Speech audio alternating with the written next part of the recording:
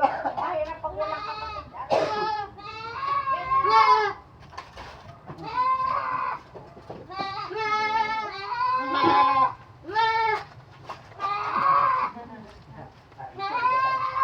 Siyam na kilo yung isa, tapos ito ay...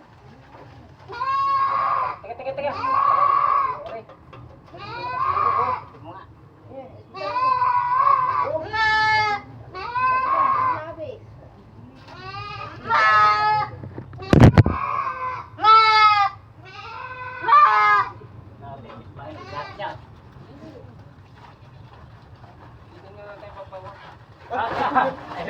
Dapat yan. Nakakikis sa tayo kasi kisa pa natin yun. May kis ka po.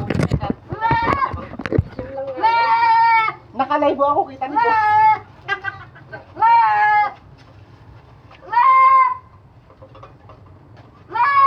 Yan, ha. Okay. Yan. 9.5. Siyam na nga lang. Gawa na rin sa ako. Alis naman eh. 9.5. Nilalabas.